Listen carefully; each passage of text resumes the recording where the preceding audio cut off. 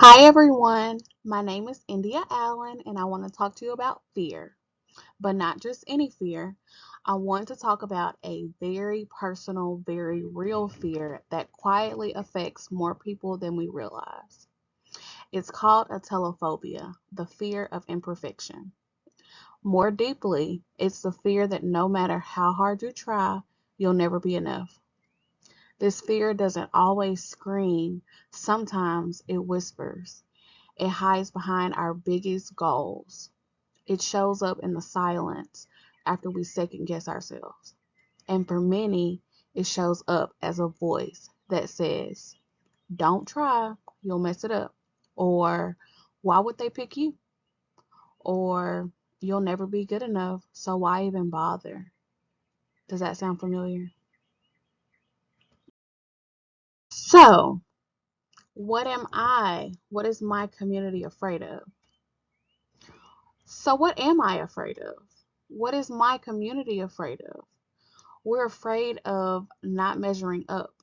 We're afraid that we'll be laughed at, ignored, or judged for simply existing how we are. We're afraid that our dreams are too big and that we're just too small. And that fear doesn't exist in a vacuum. It's part of how we were raised, what we've been told, and how the world often treats people who don't fit the mold. Okay, so how does fear influence our communities?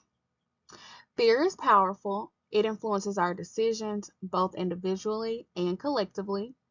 In communities where people of color, like me, women, me, or LGBTQ plus individuals live, fear sometimes becomes a survival tool. You learn to shrink yourself to stay safe. You strive for perfection, not because you want to, but because you believe anything less might get you overlooked, dismissed, or worse. And let's be honest, the world sometimes rewards that fear. It tells us smile more, dress professionally, be less emotional, especially as women, be twice as good to get half as far. We see this in the media, we see this in politics, we see this in the classroom. Think about Elle Woods from Legally Blonde, one of my favorite movies.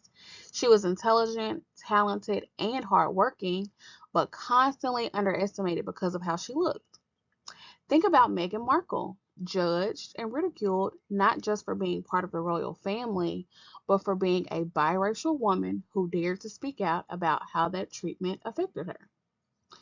Fear becomes embedded in us, and over time, we start to internalize it. How does fear prohibit progress? So, this type of fear doesn't just hurt, it limits. It locks doors that should be wide open. Fear of not being enough stops people from applying to jobs, from starting businesses, from raising their hand in class, or even being fully themselves in relationships. We become so afraid of judgment or failure that we self sabotage before anyone else even has a chance to. I've done this myself. I've turned down opportunities I've really wanted because I assumed I wasn't qualified, even when I was. I've changed the way I speak, dress, or act just to fit in. We tell ourselves that we're playing it safe, but in reality, we're just playing it small. How can we overcome fear? What do we do?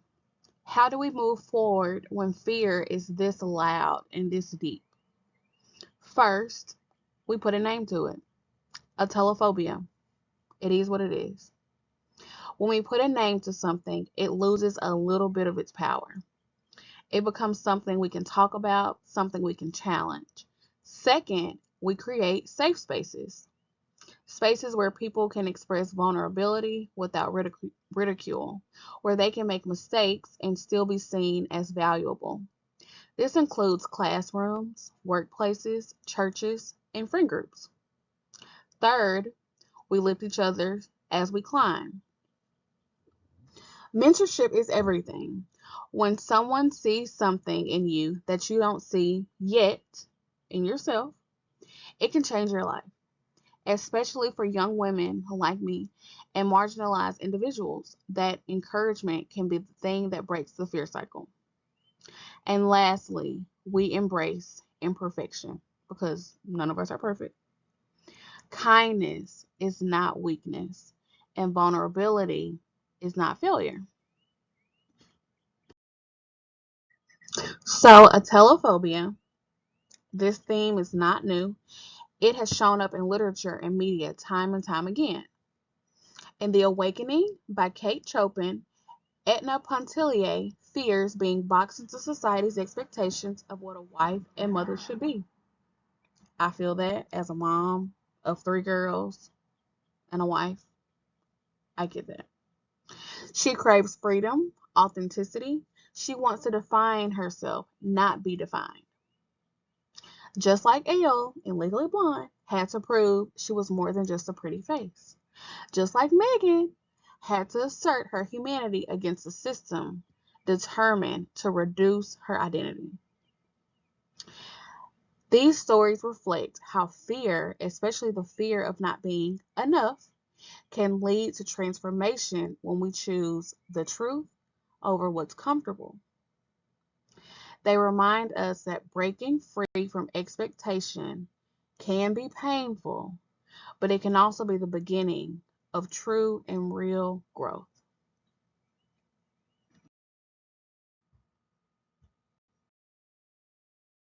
So, here we are, atelophobia. It's real, it's widespread, and it's exhausting, but we can overcome it.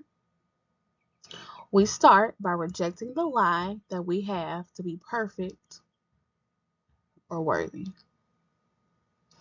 We start by celebrating our boldness, especially in pink, like Elle Woods, in glitter, like me, in softness, and in strength. We stop asking permission to take up space.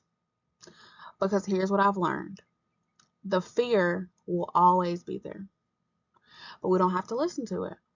We can choose love instead: love for ourselves, love for others, and love for the journey that we're on. You don't have to do everything right. You don't have to look or sound or act like anyone else. You don't have to have it all figured out. I am nearing the end of my presentation, but I definitely wanted to add that I am definitely going through my own journey of this, and this project has really brought to the forefront um, very raw emotions for me. Even me starting this school journey, your class is the first class that I've taken, and I have not gone to school since 2016. So this was very scary for me. The fact that this is my last project that I'm doing for you is insane. I can't believe I did it. I didn't think I could do it, having three kids, 5, 3, and 1, and being so much older than I was last time, having a full-time job and a part-time job, so this has been very eye-opening and I appreciate it. And also, like, I know I said that we don't have to do everything right. You don't have to look or sound like anybody else. It really just comes down to just believing that you are enough right now, how you are, exactly how you are. You are enough. You don't have to be perfect or what society says. Like, how we're presenting ourselves authentically, we are enough.